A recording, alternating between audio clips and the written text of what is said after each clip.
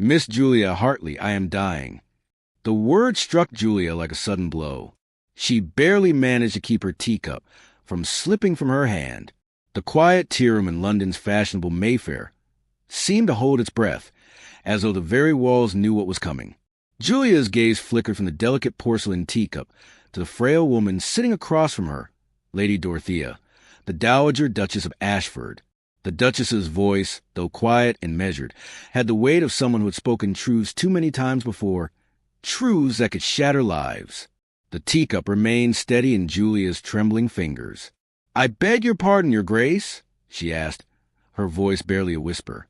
The Duchess, a woman of no more than 65, her once glorious beauty now faded, offered Julia a faint, knowing smile. "I said, I am dying, Miss Hartley. And before I go, I need you to do something for me. Something rather unusual." Julia's heart skipped a beat.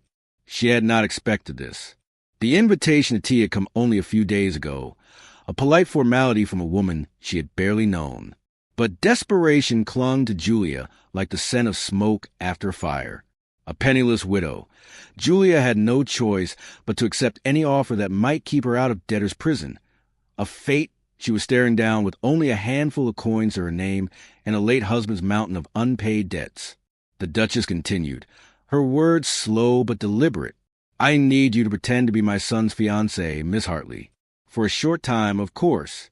Just long enough to restore his reputation, to ensure the survival of his family's estate." Julia blinked, unsure she had heard correctly. "Pretend to be his fiancée?" she echoed, disbelief creeping into her voice. "Yes," the Duchess said, as if it were the most natural thing in the world. "My son, Duke Frederick, must marry within 30 days. If he does not, he will lose everything, his estate, his title, his future. His father's was clear on this matter." Julia felt a wave of dizziness, but she steadied herself. "Why me?" she asked quietly, her voice thick with confusion and fear.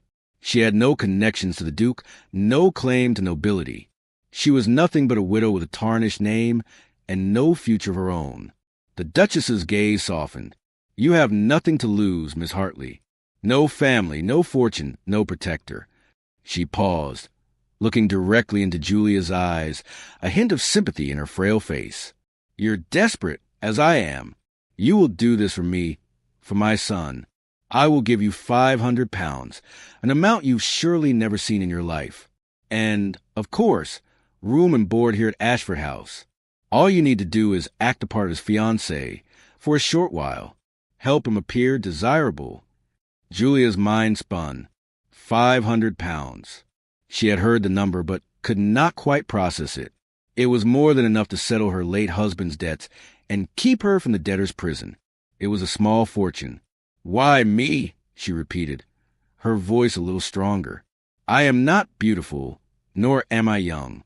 I am just—" She hesitated, unsure how to explain the bleakness of her own situation. The Duchess leaned forward, her frail hand reaching across the table to touch Julia's. "You're clever, Miss Hartley. You see, my son's reputation has been ruined. Lady Cordelia, his aunt, has spread rumors that every woman he has courted has refused him. The poor man is a wreck. He is a monster to some, a cruel man to others, and worst of all, they say he murdered his first fiancée." The words hung in the air, cold and sharp. Julia's breath caught in her throat. Murder. She had heard whispers of the Duke's tragic past, of a fiancé who had died in a carriage accident, but never had she imagined such accusations. The whole of London society was fascinated by the mystery of it. The tragic romance turned to whispers of death. "Is that true?" Julia whispered, her eyes searching the Duchess's face for the truth. The Dowager Duchess hesitated for a moment, her face tightening as if the question itself was a wound. "The rumors are lies, Miss Hartley. I know my son. He is not capable of murder. But you must help him. Help him clear his name, and in doing so, you clear your own." Julia's heart hammered in her chest. She could feel the weight of the offer. The Duchess's eyes were pleading with her, though they were clouded with grief. The dying woman needed someone to fulfill this role, to save her son's legacy. And Julia, with nowhere else to turn, was her last hope. "And what if I refuse?" Julia asked, though she knew deep down the answer before the words left her lips. "You won't, Miss Hartley," the Duchess replied softly. "Because you can't. You're so close to ruin that I can see in your eyes. You will do this for me, and you will do it for yourself." The room was silent for a long moment. The quiet tick of the clock on the wall seemed to echo in Julia's mind. She could almost hear the footsteps of her creditors outside the door, waiting to drag her into a life of shame. They were so close. "Yes," Julia said finally, her voice barely more than a whisper. "I will do it." The Duchess smiled then, a fragile but genuine smile. "I knew you would. You are a clever girl, Julia, and you will be perfect for the part." But just as Julia thought she might breathe again, the Duchess's voice dropped and a chill entered the room. "There is one more thing, Miss Hartley," she said. "They say my son murdered his first fiancée, but you'll be perfectly safe, I think." Julia's stomach lurched, and the world seemed to tilt on its axis. She stared at the woman, the heavy weight of the words pressing down on her chest. Safe? Was she truly safe? Or had she just stepped into a web of lies, intrigue, and danger she could never escape? The Duchess took a deep breath, and in that moment, Julia realized she had no choice. The proposal was impossible, yes, but there was no way out. The carriage rolled to a stop outside the towering gates of Ashford House, its wheels creaking under the weight of the heavy burden Julia now carried. She stepped out into the cool evening air, gazing up at the mansion before her, a sprawling estate that seemed to swallow the very sky. The house, with its gray stone facade and high windows, stood as a monument to centuries of wealth, power, and privilege. Julia felt insignificant before it, a small woman in a plain brown dress, barely more than a shadow in this grand world. A butler, tall and impassive, was waiting at the door. With a curt nod, he led her through vast, echoing corridors lit only by the flicker of candlelight. Julia's heart pounded as she walked through the labyrinthine halls, each room more opulent than the last, filled with treasures and art that seemed to mock her every step. Finally, the butler opened a door to a grand sitting room where the Duke of Ashford awaited. The Duke, Frederick. Julia had heard the rumors about him, how he was a monstrous figure, the dark legend of London's high society. But as she entered the room and her eyes landed on him, she was surprised to find a man who hardly seemed capable of such villainy. Tall, yes, and dark, with brooding features that hinted at years of suffering, but not a monster. His eyes were sharp, assessing, and there was a weariness about him that made him seem more human than the terrifying creature she had imagined. He stood slowly from his chair as she entered, and for a moment, Julia wondered if he had the power to ruin her with a single glance. His expression was unreadable. "So, you're the woman my mother has chosen to play the role of my fiancée," he said flatly, his voice deep and clipped, betraying no warmth. His gaze slid over her as if weighing her worth, and Julia felt her skin crawl. She might have been an actress for hire, but the idea of being subjected to his judgment made her stomach tighten. "This is my mother's most ridiculous scheme yet," he continued, his lips curling slightly as though to smirk, but not quite succeeding. Julia, however, refused to let herself feel intimidated. Her situation was desperate, yes, but she had spent enough time in the shadows of society to know that strength, even the illusion of it, was often the best defense. She lifted her chin and looked him in the eye. "I am not some puppet to be manipulated, Your Grace," she said, her voice steady despite the nerves twisting in her belly. He narrowed his eyes at her, but there was something in his expression, something like admiration or maybe simply surprise, that made her pause. "You'll find I don't take kindly to being told what to do," he said, the warning in his tone unmistakable. Julia felt her spine stiffen. "And I don't take kindly to being sold into a life of pretend," she replied, matching his challenge with quiet resolve. For a long moment, there was silence between them, thick and heavy. The room seemed to shrink as they stood there, two people who were forced together by fate, neither willing to yield, yet neither truly in control. Finally, the Duke sighed and sat back down in his chair. "I suppose this is what I must do to appease my dying mother," he muttered, mostly to himself, though his words were loud enough for Julia to hear. "But make no mistake, Miss Hartley, you will play your part, and you will not stray from it. Public affection is expected. Private distance, however, is required. Julia nodded sharply, though she felt an unease settle in her stomach. There was something about the way he spoke that made her wonder if he was merely going through the motions to keep his mother happy, or he, too, had a greater burden he was unwilling to share. As if reading her mind, Frederick stood again and walked to the window, staring out at the grounds beyond. "I would rather be anywhere but here," he muttered, his voice low. Julia was taken aback by the rawness in his tone, so different from a cold exterior he had presented so far. She hesitated before speaking again. "Your Grace," she said softly, "you don't want this marriage, do you?" He didn't turn around, but she could see the stiffening of his shoulders, the tightness in his jaw. "No," he said quietly, almost as if he were confessing something he had never spoken aloud. "I don't want it. I don't want any of this. I don't want the title, the estate, the endless expectations. I want my life back." Julia stood still, watching him for a moment before speaking again.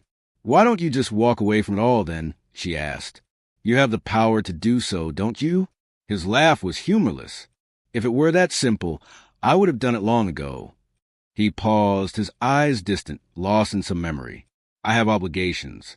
To my family, to my tenants, to everyone who depends on me." His voice softened, though he still didn't turn to face her. "If I lose this title, they lose their homes. If I lose the estate, they lose everything." Julia felt a sudden, understanding bloom in her chest. It wasn't about the wealth or the power. It was about the people who relied on him, the lives that would be destroyed if he failed.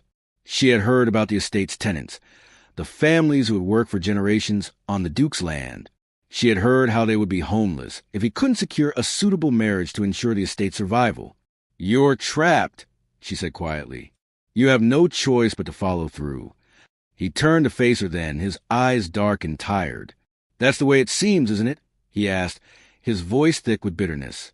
He looked at her, and for the first time, she saw something vulnerable in his gaze, something that made him seem less like the man who was trapped by duty and more like a man who had lost everything he ever cared about. "I'm sorry you were dragged into this," he said, the words heavy with regret. "I didn't want you to be a part of it." Julia paused, weighing her next words carefully. She had no intention of being his fiancée beyond a role she had agreed to play, but there was something in his expression that made her wonder if, for once, someone might understand her pain. "Your Grace," she began cautiously, "I have my own reasons for doing this." He raised an eyebrow, intrigued. "I'm not here for the money, if that's what you think," she added quickly, feeling the need to clarify. "I'm here because I have no other choice. You see, I am in debt." The words tasted bitter on her tongue, but they were the truth. She had nothing left but her name and her word. "I have creditors who are already at my door, demanding payment I can't make. If this is my only chance at survival, then I will take it." Frederick studied her for a long time, his eyes searching hers as though trying to find something he could trust. Finally, he nodded slowly, as though accepting her words but not entirely convinced. "Very well," he said, the edges of his voice still rough. "But know this engagement is a farce. You will play your part, and I will play mine. Once my reputation is restored, once my mother is settled, then this charade ends." Julia swallowed, feeling the weight of his words. She was only playing a part, nothing more. Yet something about the way he spoke, something about the vulnerability she had seen in him, made her wonder perhaps they were both playing roles they hadn't expected to take on. As the night drew on and the awkwardness between them began to settle, Julia was shown to her guest room. The door closed behind her with a soft click, but the weight of her decision hung in the air like a dark cloud. She had agreed to this ridiculous plan, but now, under this roof, with this man, she felt an unease she hadn't anticipated. She was supposed to pretend to be in love with a man whose past was clouded with whispers of death and scandal, and yet something about him made her hesitate. She lay awake in the lavish bed, staring at the ornate ceiling, her mind racing. She had made a deal with the Duchess, with the Duke, but now she wondered, would she survive this game? Or would she, too, be swallowed up by the darkness that surrounded Ashford House? The first week at Ashford House passed in a blur of etiquette lessons, dress fittings, and dance practices, each more exhausting than the last. Julia was no stranger to hard work, but she had never endured anything quite like the relentless tutoring from the Dowager Duchess. Every morning, after a breakfast that consisted of delicate pastries and tea, the Duchess would escort Julia to morning room, where a series of rigid lessons awaited her. She was taught how to sit with her back perfectly straight, how to hold a teacup with a graceful hand, how to move her feet, so that every step appeared measured and purposeful. It was a strange sort of discipline, as though she were being molded into someone else. But she had no choice. She had to play her part and play it well. The Duke's mother was relentless, ensuring that Julia's transformation from a penniless widow to a future duchess was nothing short of perfection. "Your hands, Miss Hartley, like this," the Duchess would insist, adjusting Julia's fingers into a position that looked entirely unnatural. A lady's hand should never look clumsy or out of place. Julia nodded, forcing herself to remain calm, though each day the lesson seemed to stretch on forever. It was a battle against her own discomfort, as she had never been trained in such finery, and the idea of pretending to be someone she was not felt like a betrayal. But the Duchess's demands were never-ending, and with each passing day, Julia began to feel herself slip further and further into a role she had no idea how to play. Still, it wasn't all misery. Frederick, though distant and often irritated by the arrangement, played his part too. Every evening, he would practice waltzes with her in the ballroom, his hand hovering stiffly at her waist, making their movements awkward and stiff. The music would play, and they would move in sync, yet every step was like a small struggle against the chemistry that began to bubble between them. She would feel the warmth of his hand on her back, and though he was cold and distant in his manner, there was a spark between them, an energy she couldn't ignore. Her heart would race every time he took her hand and guided her through another waltz, and she could feel his gaze on her, but every time she looked up, his eyes would be averted, his expression unreadable. Julia had no illusions about the situation. This was all a charade. They were two actors in a play, and once the curtain fell, they would go their separate ways. But in the quiet moments, when the music played and they were alone in the grand ballroom, she could feel the tension that clung between them like an invisible thread. As the days passed, something in her began to change. Julia started to understand Frederick, the man who was not a monster, but a man burdened by his duty. One evening, when she had retreated to the library to escape her lessons, she found Frederick there, standing in front of the towering shelves of books, his back to her.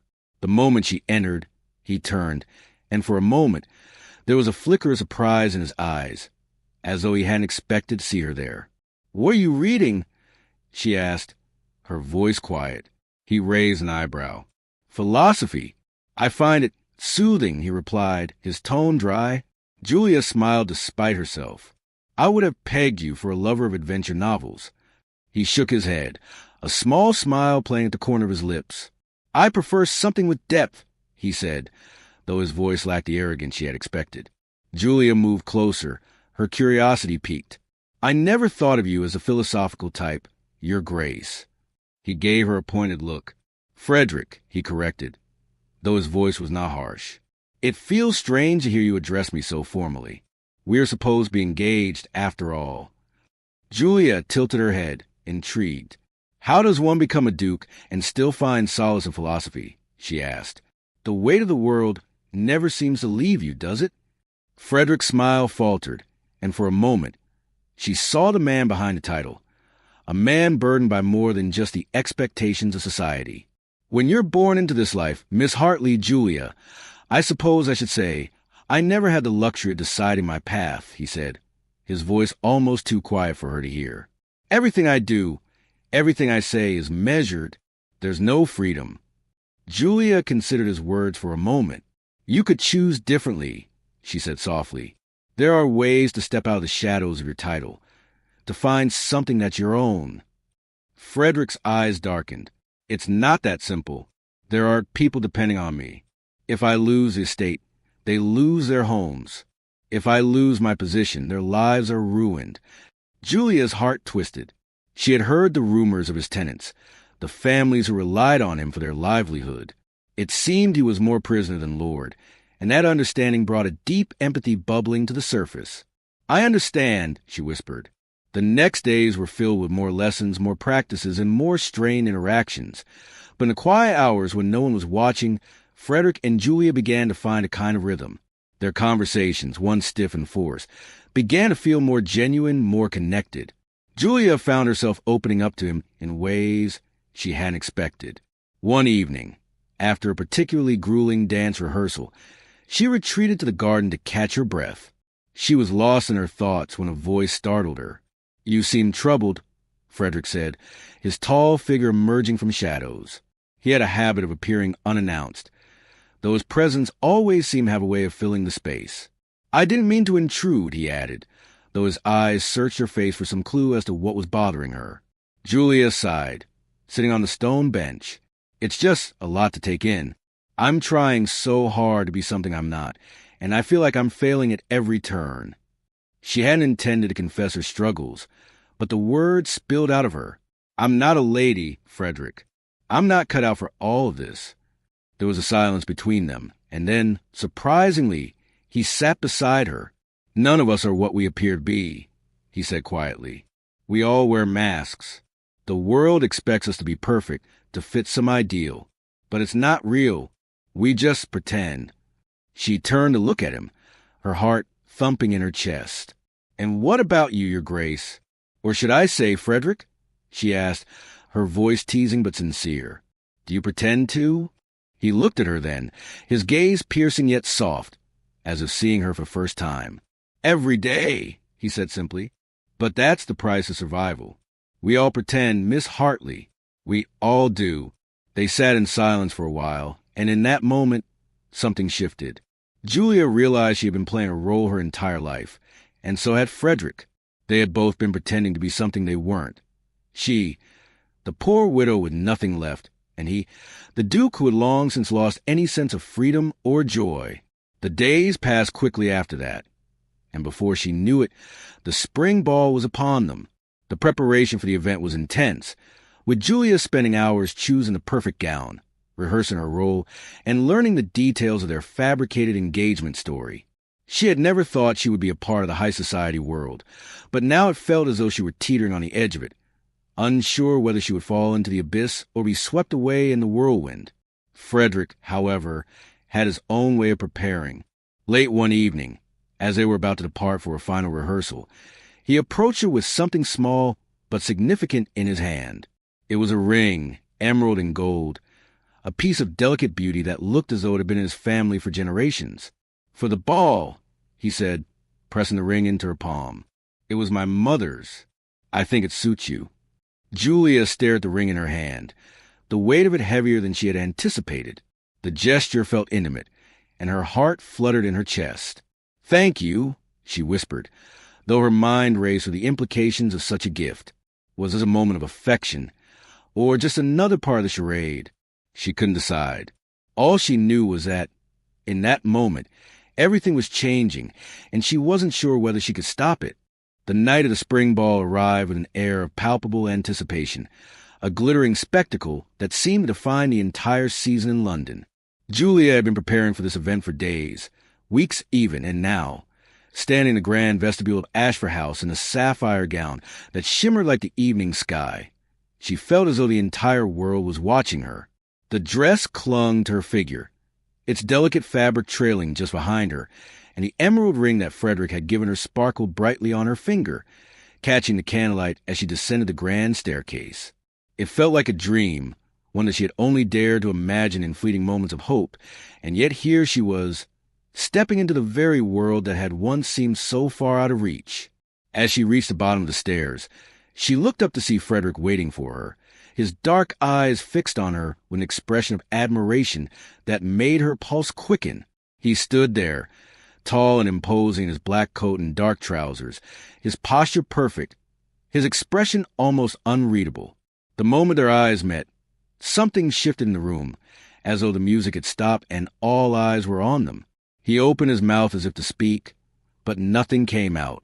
His usual confidence seemed to waver for a fraction of a second, and Julia felt a flicker of something unexpected, a quiet joy, perhaps, or maybe something more complicated.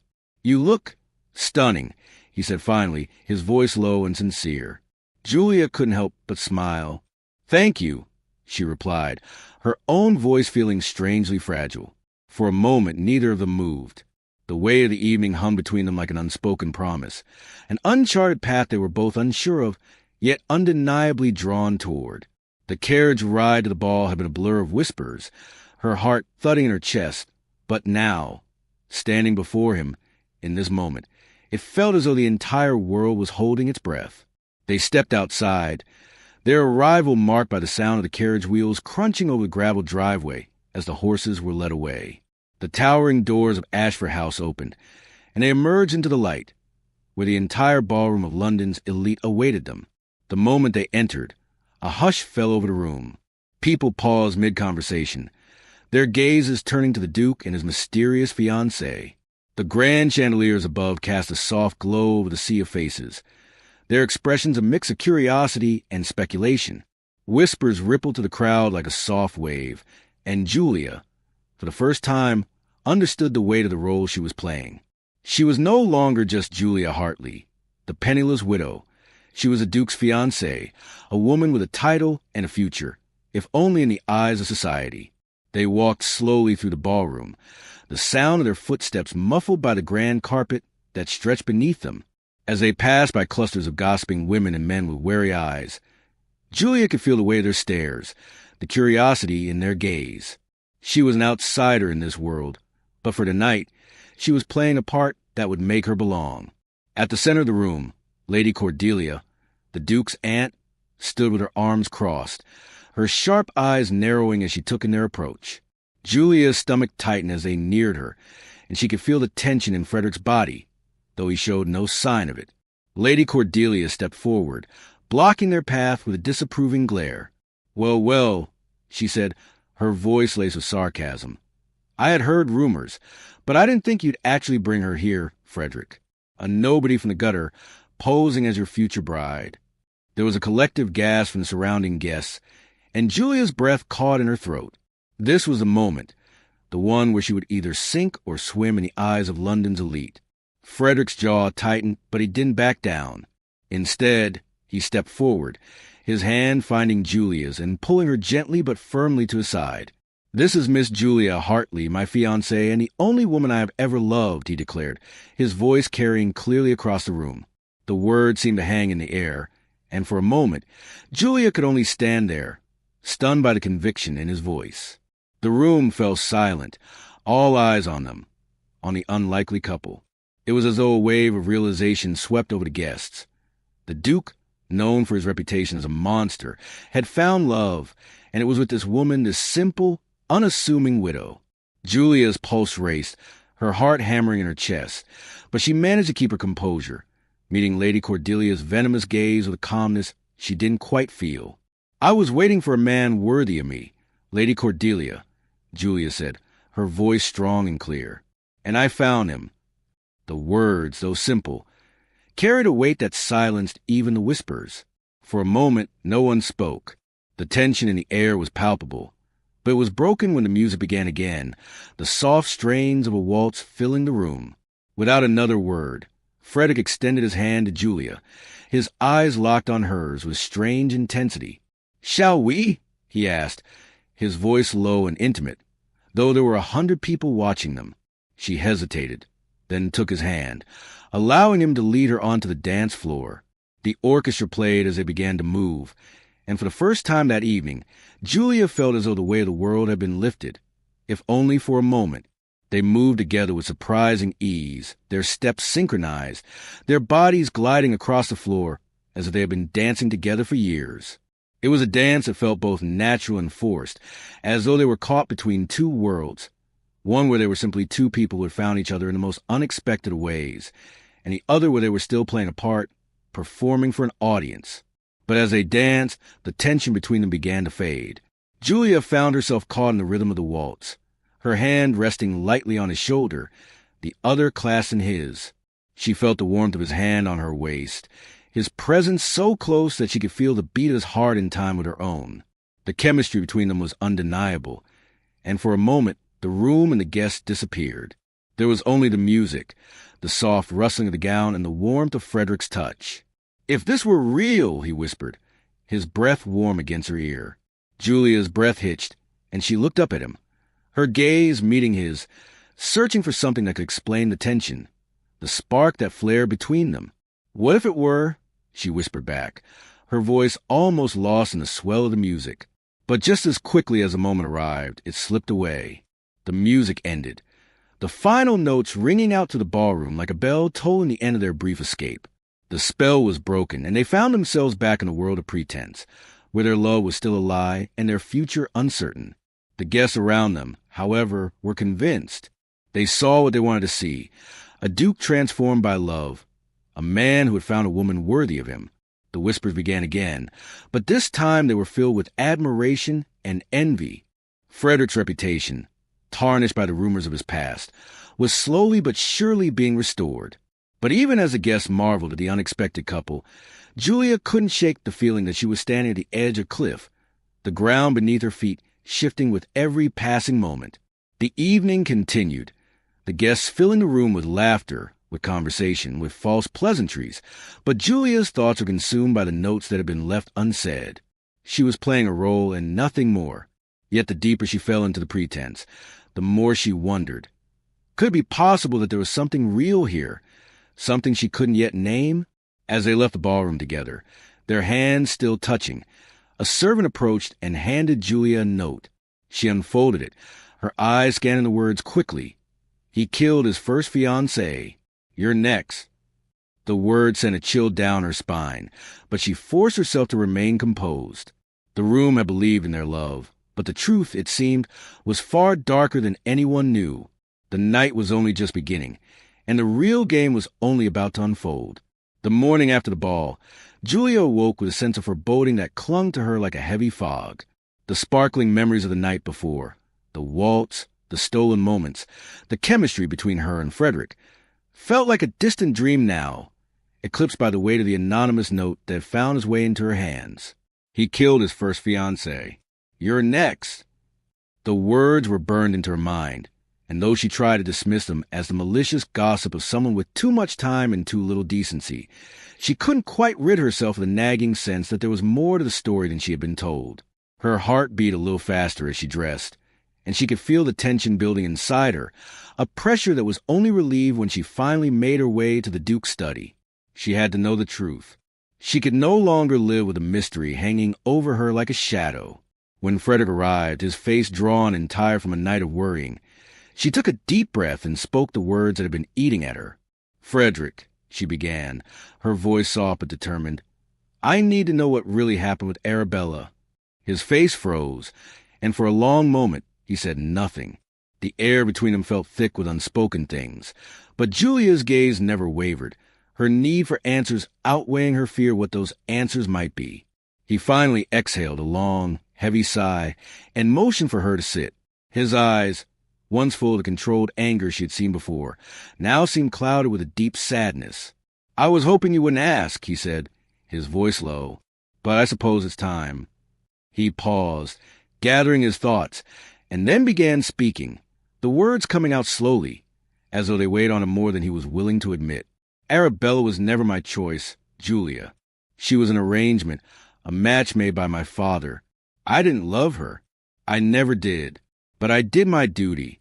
I courted her, I proposed to her, and for a time I thought it might work. But it didn't. We were too different. I was cold, distant, and she—" He trailed off, his fingers gripping the edge of the desk as if he were struggling to keep his composure. She was too naive, too eager to please, too willing to be what everyone expected her to be. I didn't want to hurt her, Julia, but I wasn't capable of loving her the way she deserved. Julia remained silent, absorbing his words, trying to make sense of them. It was clear that Frederick felt some level of guilt, but also seemed as though he was struggling with something deeper, something that didn't fit into the neatly packaged story of betrayal or murder that society had created. "The night of the accident," he continued, his voice shaking just slightly, "I wasn't there. I was away on business. My fathers will require me to stay at the estate, managing the land, overseeing the tenants. I didn't want to go, but I had to. And Arabella, she was supposed to be with me, but she insisted on going home early that night, despite the storm." His expression twisted with regret. "She shouldn't have gone. I should have been there. But I wasn't, and that's where the rumors began. He paused, his eyes flickering toward the window, as though searching for some distant comfort that didn't exist. The carriage overturned in the storm. Arabella died on the way to the hospital. Julia felt a knot tighten in her chest. You were away and you couldn't have known, she said, though her voice was quiet, unsure. It was an accident, Frederick, an unfortunate one. He turned to her then, his eyes dark and full of something she couldn't quite place, something raw and vulnerable. I didn't kill her, Julia. I would never have hurt her. But the guilt I carry is something I can't escape.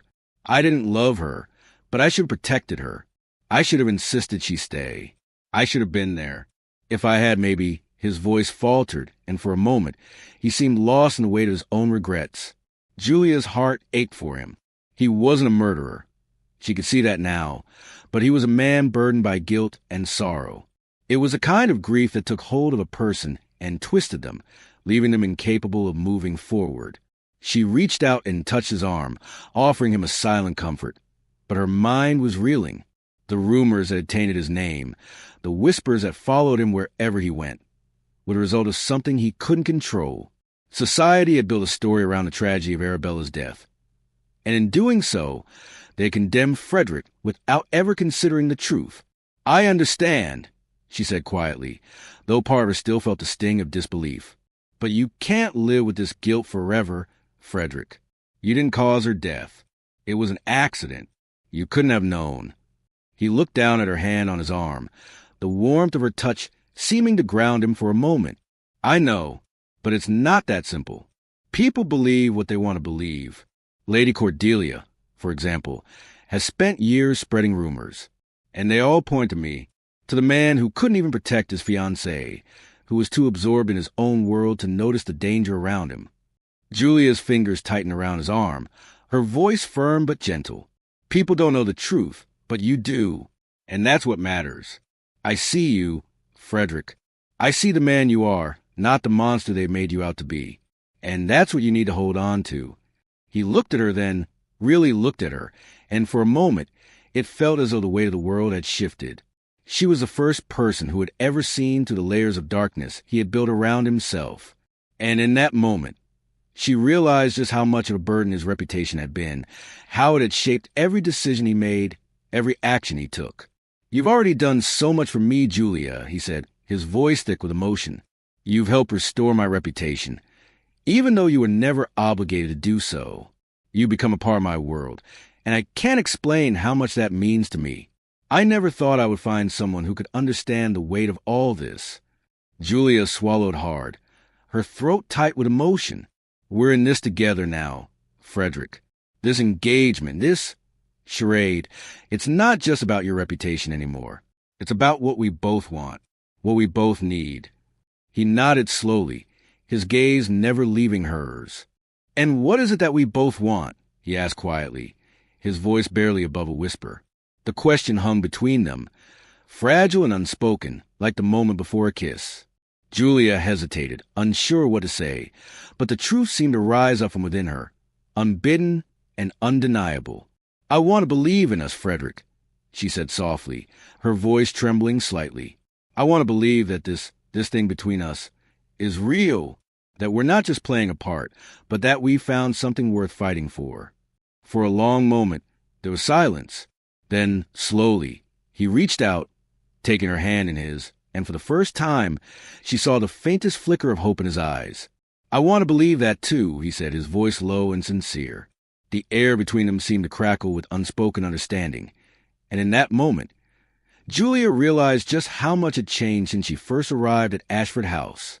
They were no longer just two people caught in a dangerous game.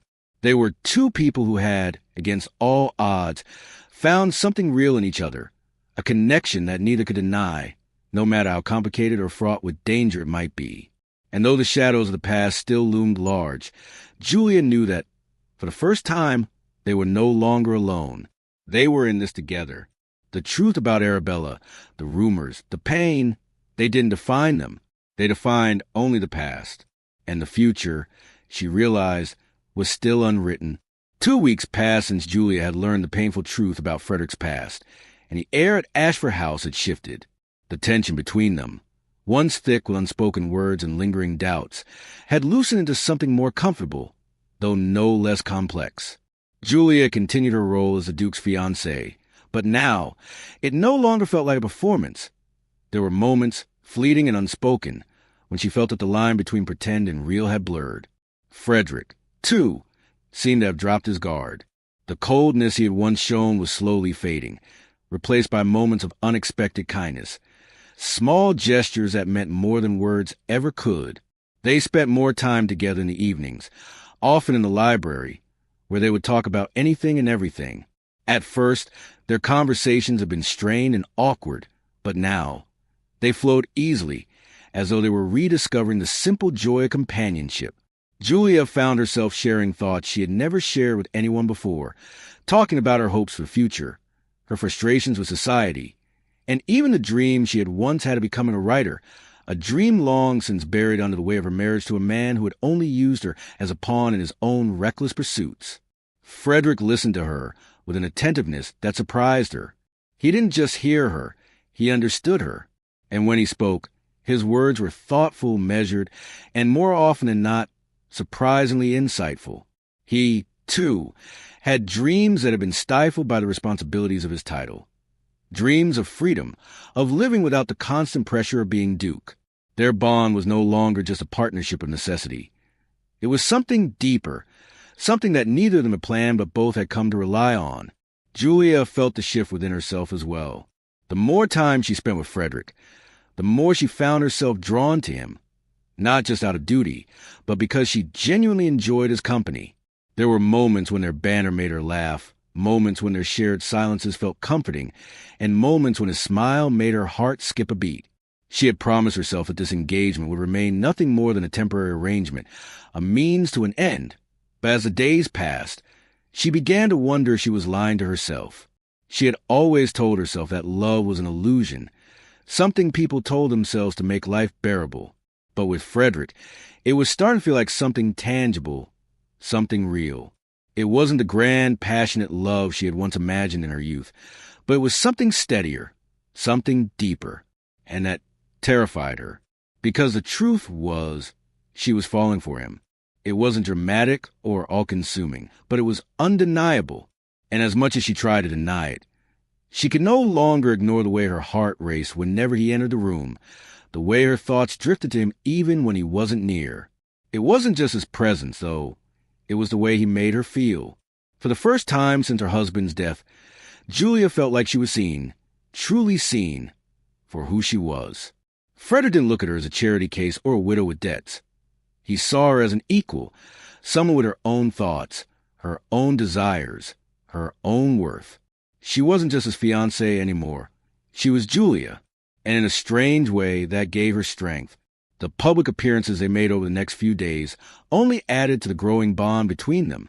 They attended a theater performance one evening, and Frederick kept his arm around her shoulders as they sat in a box, his warmth against her side a constant reminder of his presence.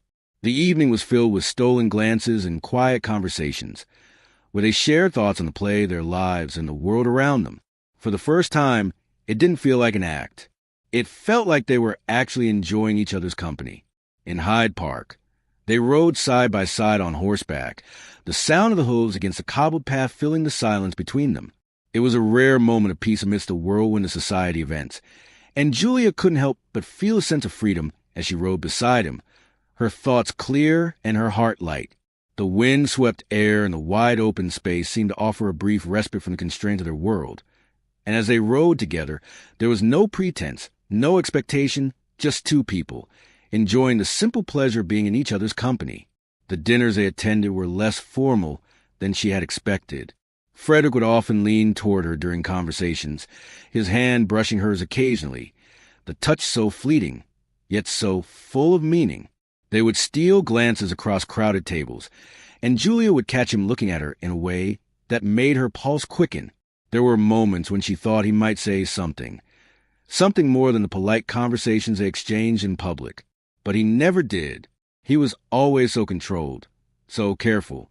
She could feel the weight of his unspoken words, the things he wasn't ready to admit, and she wondered if perhaps They were the same things she wasn't ready to admit to herself. As the days passed, the bond between them grew stronger. Julia felt a warmth toward him that went beyond their arrangement, and though she fought to keep her emotions in check, she couldn't deny the way her heart seemed to yearn for him. She found herself lingering on the smallest moments. The way he would gently touch her hand when they spoke, the way his gaze would soften when he looked at her, the way he seemed to always know when she needed comfort, even without her saying a word. One evening, after a particularly long day of social obligations, they found themselves alone in the library, both exhausted but unwilling to part. The fire crackled in the hearth, casting flickering shadows on the walls as they sat in silence, the weight of the day finally beginning to lift. Frederick looked over at her, his expression more relaxed than usual. "Do you ever wonder what might have happened if things had been different?"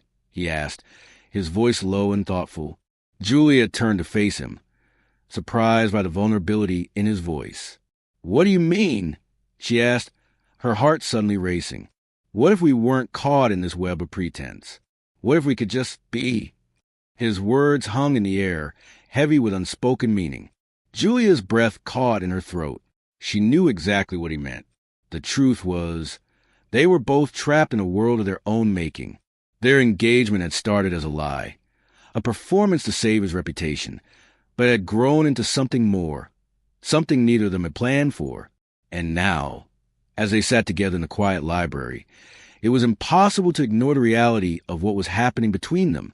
She looked at him, her heart pounding in her chest. "I think about that, too," she whispered, her voice barely audible. "More than I should." The moment hung between them, fragile and delicate, like a glass waiting to shatter. And in that moment, everything shifted. It wasn't just a passing thought or a fleeting moment of weakness. It was a truth, raw and undeniable. They were both falling, helplessly, into something they hadn't expected. It was dangerous, it was reckless, and it was everything they had tried to avoid.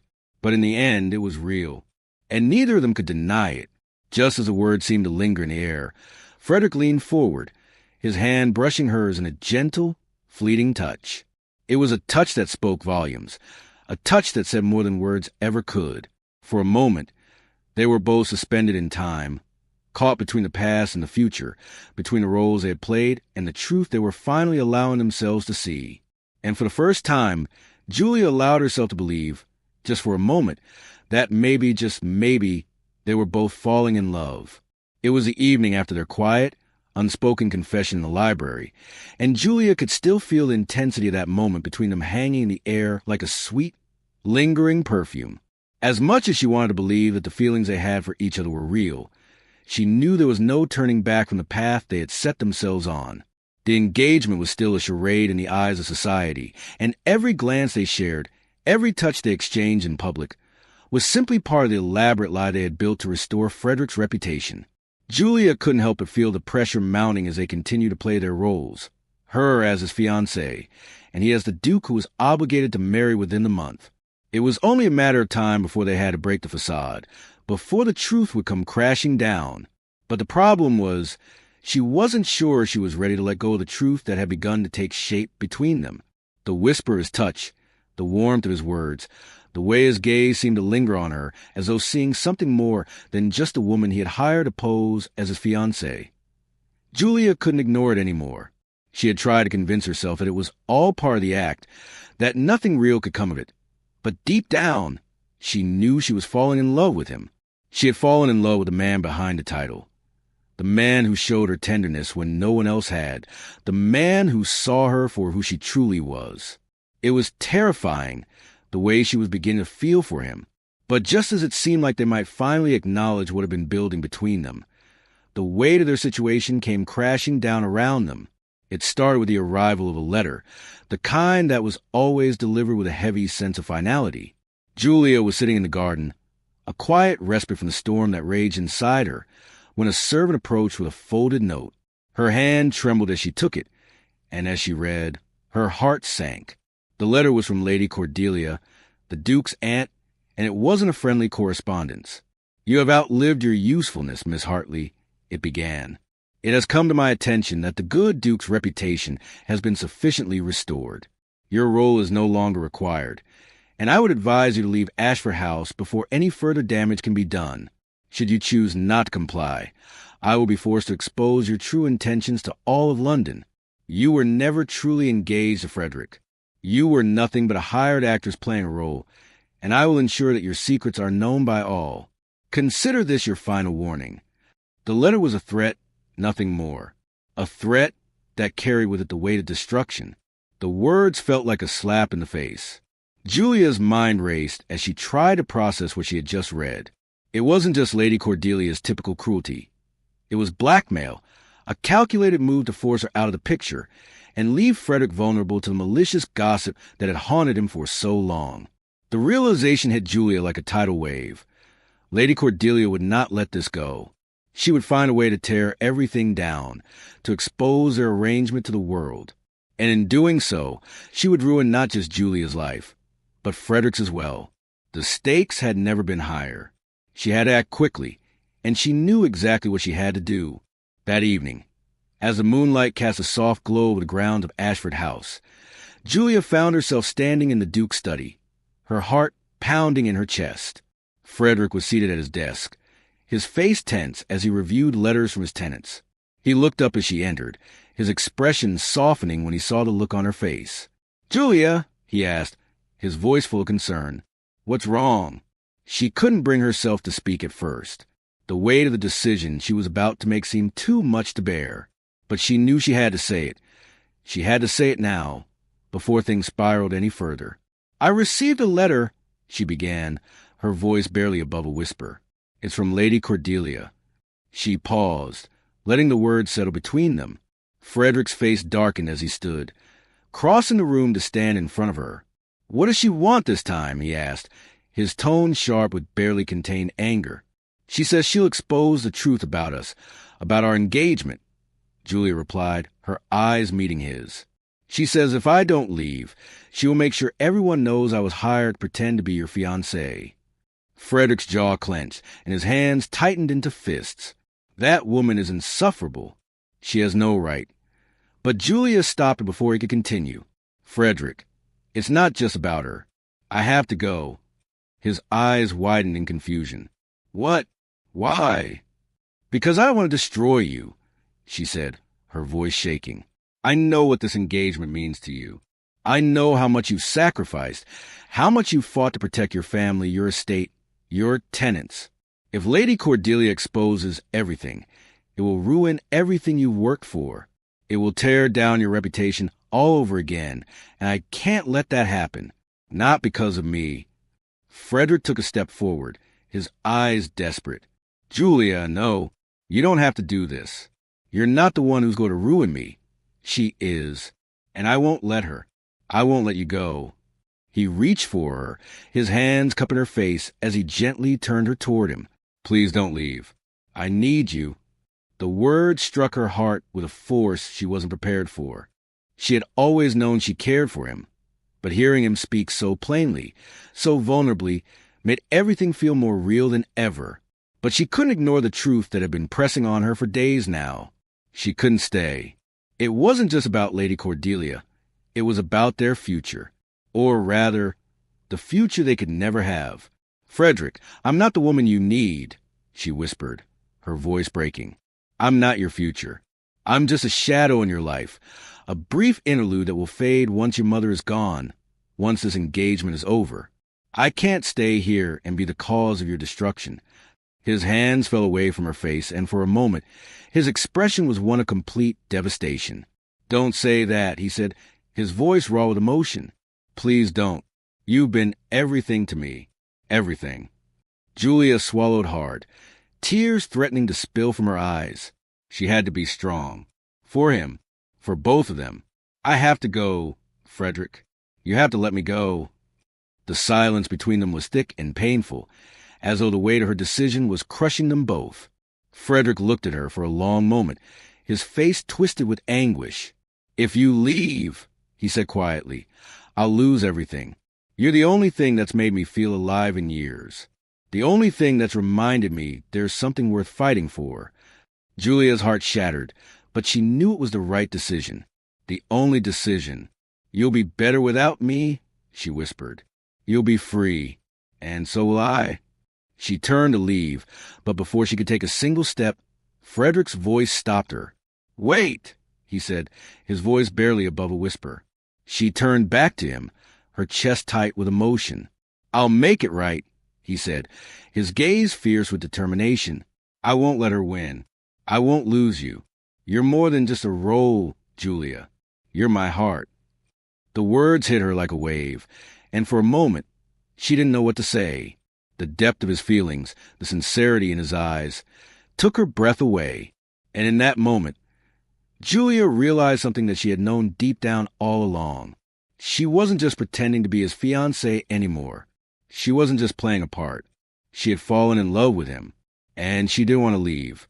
But the choice had already been made, and the truth would out. As the weight of their situation sank in, Julia made the hardest decision of all. She would leave Ashford House, for his sake, for both their sakes. She would sacrifice her love for him if it meant saving him from the wreckage of their tangled lives. The door closed behind her, and with it, the life she had come to love, the life that could never be. The days following Julia's departure from Ashford House felt like a blur to both her and Frederick. Julia had tried to carry on with the facade of her life in London, retreating to the small rented room she had maintained since before the engagement, and though she told herself that leaving was the right decision, an act of self-preservation, an act of sacrifice, she couldn't shake the feeling of emptiness that followed her everywhere. She had expected to feel a sense of relief, to find some small comfort in her return to the life she had known before.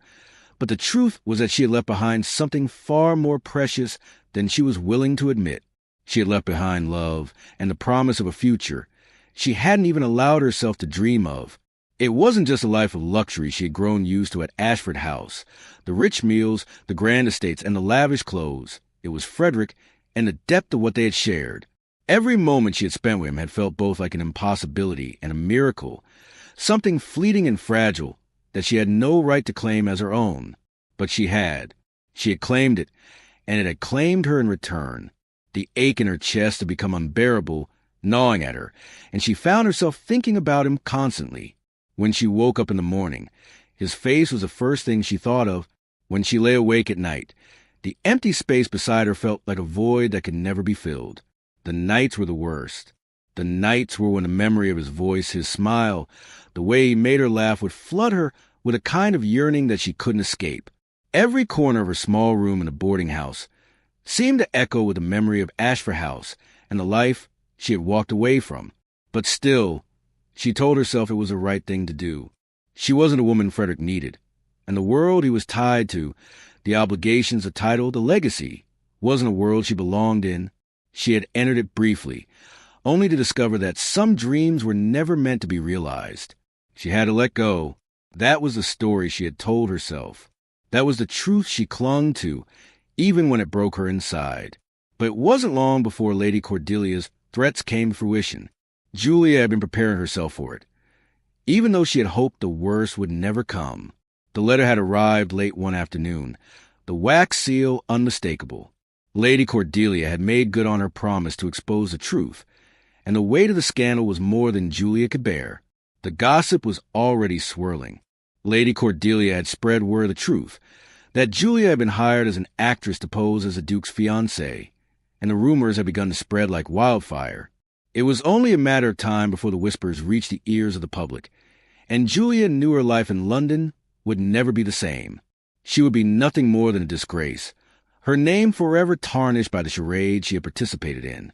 She had hoped that her departure from Ashford House would protect Frederick, protect his family, and protect the future that was his to command. But the reality of the consequences felt too heavy to ignore, and so she made her decision. She had to leave London entirely, disappear before things got worse. But before she could act on her decision, fate intervened in the form of a knock at her door. It was late, long after dark, when she heard the sharp rapping on the wood. She had been sitting by the small window, staring out into the night, when the knock pulled her from her thoughts. The moment she opened the door, her breath caught in her throat. Standing before her was a familiar figure, tall and imposing. his presence filling the small room with energy she had longed for but never expected to feel again. It was Frederick. He stood there, his dark eyes searching hers with an intensity that sent a shiver down her spine. She had expected the worst, more accusations, more judgment, but what she saw in his gaze was something altogether different. There was only determination, desperation, and something else, something like hope. "Frederick," she whispered, her voice trembling despite herself. "What are you doing here?" He didn't answer her right away. Instead, he stepped forward, closing the distance between them, and when he spoke, his voice was low, thick with emotion. "I've come for you, Julia," he said, his words quiet but firm. "I've come to bring you home." Julia stared at him, her heart racing. "Home?" she repeated, the word feeling foreign on her lips. "This is your home, Frederick. I don't belong there anymore." He shook his head, his gaze never leaving hers. "No, Julia, I've made a terrible mistake. You're not the one who doesn't belong. I was wrong to let you leave. I was wrong to let you think that you weren't my future. I've spent every day since you left thinking about how much I need you, how much I want you, and I can't live without you." The words hit her like a rush of cold water, washing away the doubt and the fear that had built up inside her since her departure. She had never expected this, never imagined that he would come after her. She had thought that when she walked away, it would be the end, a clean break. But hearing him say those words, hearing the vulnerability in his voice, shattered the walls she had so carefully built around herself. "You don't understand," she whispered, her voice breaking. "I'm not the woman you need. I'm just a widow who's been paid to pretend. I'm not fit to be your wife, your future. You deserve someone who belongs in your world." He took a step closer, his hand reaching out to touch hers. "No, Julia, you're the only one who belongs in my world. You've always been one I've needed, even when I didn't know it. I didn't see it before, but I see it now. You've shown me what it means to be truly alive. You've given me a reason to fight for something more than just my title. I want you, Julia. I want you as my wife, my partner, my equal." His words were like a balm to the raw wound in her heart. They were the words she had wanted to hear, the words she had dreamed of, but had never allowed herself to believe. But now, standing here before him, she realized that he was speaking the truth that had always been there, buried beneath the layers of obligation and duty, waiting to be uncovered, the truth that she had been too afraid to face. Julia looked at him, her chest tightening with emotion. "But your mother, the will, everything—" "I don't care about the will," he interrupted, his voice fierce. "I don't care about the title. I don't care about the estate. All I care about is you. I'll make sure the estate is protected. I'll do whatever it takes. But I need you, Julia. I need you to be mine. I need you to be my future." The floodgates in Julia's heart opened then, and the tears that had been building for weeks finally spilled over. She had never expected this, never imagined that he would fight for her in the way he was. But here he was, standing before her, offering her everything, and she realized with stunning clarity that she couldn't walk away from him. She couldn't let him go, not when he was offering her a life filled with love, with understanding, with acceptance. She couldn't let fear control her any longer. She had to fight for their future, just as he had fought for her. "I love you, Frederick," she whispered, her voice barely audible. "I've always loved you." His face softened, and in that moment, the world seemed to fall away. All that mattered was the two of them, standing here together, on the edge of something beautiful and terrifying all at once. "Then let's make it real," he said, his voice thick with emotion. "Let's make this our future. Together."